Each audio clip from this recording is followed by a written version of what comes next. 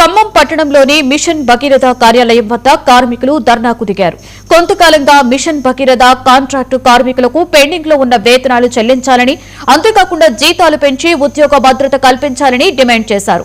Corporation ద్వారా మాత్రమే జీతాలు ఇవ్వాలని గతంలో మంత్రులను కలిసినట్లుగా గుర్తు చేశారు. ఏజెన్సీ వ్యవస్థను నిర్మూలించి మిషన్ భగీరథ కార్మికుల కుటుంబాలలో వెలుగులు నింపేలా జీవో అమలు చేయాలని కోరారు.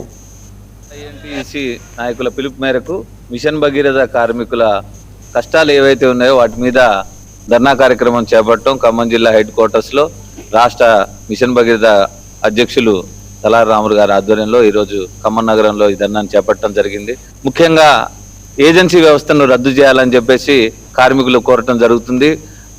మిషన్ భగీరథ కార్పొరేషన్ ద్వారానే అందరికీ జీతాలు ఇచ్చే విధంగా ఒక జీవోను తీసుకొని వచ్చి ఇప్పటి వరకు పేపర్ వరకే పరిమితమైనటువంటి ఈ మిషన్ భగీరథ కార్పొరేషన్ వ్యవస్థను తీసుకొని ఏజెన్సీలను రద్దు చేసి ఏజెన్సీ వారి వేధింపులు కూడా కార్మికుల మీద విపరీతంగా ఉన్నాయని, ఎవరైతే ఈఎస్ఐ పిఎఫ్ గురించి వారి జీతాల గురించి పెండింగ్ లో ఉన్నటువంటి వేతనాల గురించి ఎవరైతే మాట్లాడతారో అటువంటి కార్మికుల్ని ఏజెన్సీ వాళ్ళు టార్గెట్ చేసి వారిపై వేధింపులు చేసుకుంటూ వారిని ఇబ్బంది పెట్టడం జరుగుతుంది.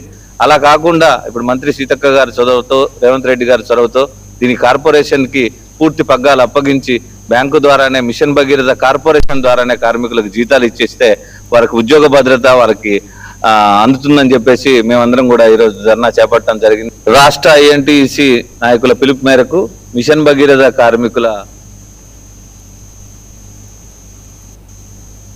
హైదరాబాద్ రాజేంద్ర నగర్ పరిధిలోని